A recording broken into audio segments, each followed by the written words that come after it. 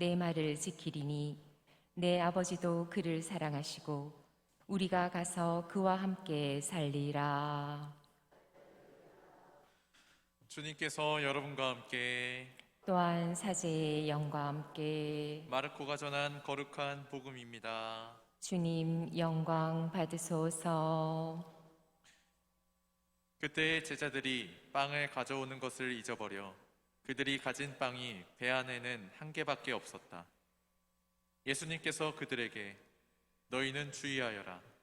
바리사이들의 누룩과 헤로데의 누룩을 조심하여라 하고 분부하셨다. 그러자 제자들은 자기들에게 빵이 없다고 서로 수군거렸다. 예수님께서는 그것을 아시고 그들에게 말씀하셨다. 너희는 어찌하여 빵이 없다고 수군거리느냐? 아직도 이해하지 못하고 깨닫지 못하느냐? 너희 마음이 그렇게도 완고하냐? 너희는 눈이 있어도 보지 못하고 귀가 있어도 듣지 못하느냐? 너희는 기억하지 못하느냐? 내가 빵 5개를 5,000명에게 떼어 주었을 때 빵 조각을 몇 광줄이나 가득 거두었느냐? 그들이 12입니다 하고 대답하였다. 빵 7개를 4,000명에게 떼어 주었을 때에는 빵 조각을 몇 바구니나 가득 거두었느냐? 그들이 7입니다 하고 대답하자 예수님께서 그들에게 말씀하셨다. 너희는 아직도 깨닫지 못하느냐? 주님의 말씀입니다. 그리스도님 참미합니다. 모두 자리에 앉으십시오. 네, 오늘 강론은 우리 삼본성당의 유일한 학사님 김정우 미카엘 학사님께서 강론 이렇게 실습 이렇게 준비를 굉장히 오래 열심히 하셨습니다. 잘 들어주시면 감사드리도록 하겠습니다.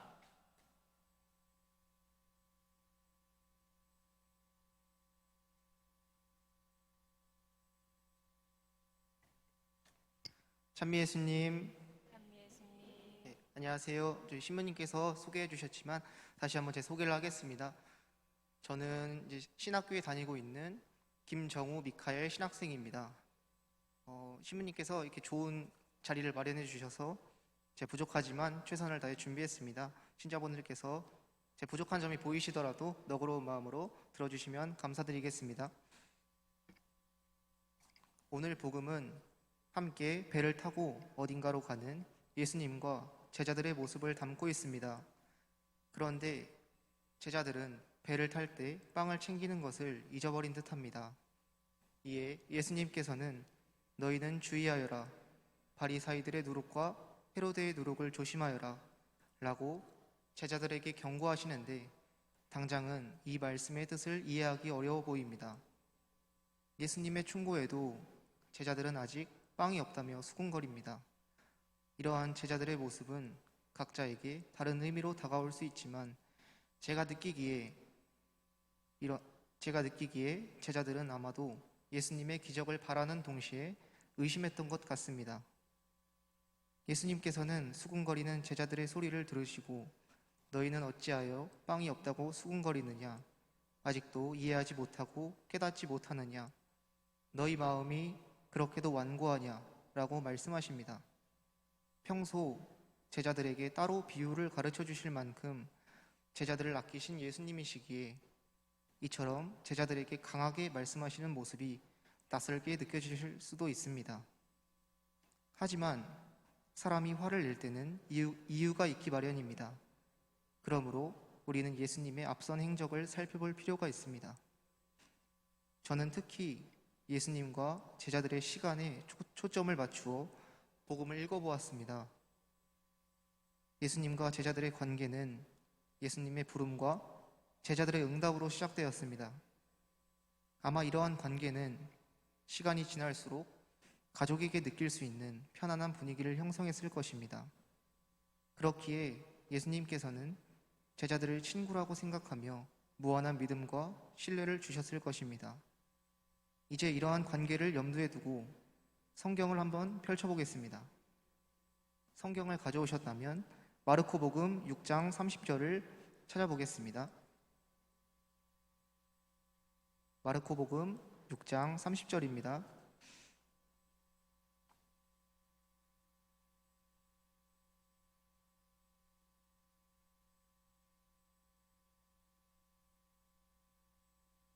찾으셨으면 함께 보겠습니다. 마르코복음 6장 30절에는 오늘 복음 속에 예수님께서 언급하시는 빵 5개로 5,000명을 먹이신 기적 이야기가 나옵니다. 그리고 5,000명을 먹이신 기적과 오늘 복음 사이에는 또 다른 많은 이야기가 배치되어 있습니다. 복음의 소제목을 한번 살펴보겠습니다. 파란색 글씨로 된 부분을 보시면 5,000명을 먹이신 기적을 시작으로 물 위를 걸으신 기적, 병자를 고치신 기적, 조상들의 전통에 관한 논쟁, 시리아 페니키아 여자의 믿음, 귀먹고 말덧없는 이를 고치신 기적, 4,000명을 먹이신 기적, 바리사이들의 표식 요구에 관한 이야기들이 배열되어 있음을 알 수 있습니다. 이는 크게 기적에 관한 이야기, 바리사이와의 논쟁에 관한 이야기, 이방인의 믿음에 관한 이야기, 이렇게 3가지로 구분할 수 있습니다. 이 이야기들을 우리가 성경으로 접하게 되면 고작 2장 정도의 분량일 뿐입니다. 하지만 이 일들을 직접 겪으신 예수님과 제자들은 어떻게 느꼈을까요? 그들에게는 이 시간이 짧게는 며칠, 길게는 몇 달이었습니다. 이 시간 동안 제자들은 예수님과 함께 먹고 자고 마시며 그분의 기적을 포함하여 모든 것을 가장 가까이에서 보고 들었습니다. 그럼에도 제자들은 이해하지도 깨닫지도 못하고 오히려 마음이 완고해지는 모습을 보입니다. 그들의 몸은 예수님과 같은 공간에 있었지만 그들의 마음까지는 그분과 함께하지 못하였던 것입니다. 그로 인해 강아지들도 자식이 떨어뜨린 부스러기는 먹는다고 말한 이방인 부인의 믿음이 아닌 끊임없이 예수님과 논쟁하고 그분을 시기한 바리사이의 의심이 제자들의 마음에 자리 잡게 됩니다. 그리고 이러한 가족 같은 제자들의 의심과 시험은 아마도 예수님께 적지 않은 충격과 아픔으로 다가왔으리라고 생각됩니다. 그렇기에 예수님은 서운한 마음을 감추지 못하시고 화를 내신 것 같습니다. 하지만 제자들의 모습을 지켜보는 우리가 그들을 마냥 비난하기만은 힘들어 보입니다. 복음 속에서 제자들이 보여준 모습과 상황은 우리 가까이에서 언제든지 발견할 수 있습니다. 우리는 매주 주일 미사에 참례하고 아침, 저녁으로 기도하고 타인을 위해 봉사를 하다가도 우리의 이성으로 이해할 수 없는 일이 발생하면 금세 하느님을 의심하거나 원망하고는 합니다. 더 나아가 하느님을 의심하는 자신의 모습을 보며 좌절하기도 합니다. 하지만 이러한 자신의 부족한 모습을 발견하여 당황하더라도 우리는 예수님께 다시금 희망을 얻을 수 있습니다. 예수님께서는 우리가 그분과 함께 있던 순간들을 기억할 수 있도록 도움을 주십니다. 오늘 복음에서도 예수님은 제자들에게 화를 내시기만 하는 것이 아니라 함께 있었던 순간들을 회상시켜 주십니다. 예수님께서는 언제나 우리와 함께 계시며 우리가 잠깐 그분을 잊고 살더라도 언제든 돌아올 수 있게 인도해 주십니다. 하느님은 우리에게 조건 없이 사랑을 주시지만 그렇다고 우리의 사랑까지 강요하시지는 않습니다. 대신 그분께서는 우리가 당신을 사랑하게 되는 기회를 마련해 주시고 예수님께서는 이를 위해 쉼없이 우리의 완고한 마음을 두드려 주십니다. 그러므로 만약 우리가 세상의 것에 휩쓸리더라도 너무 걱정할 필요가 없습니다. 그것들이 지나간 자리에 영원하신 아버지께서 2 팔을 벌려 당신 자녀들을 감싸주시기 때문입니다.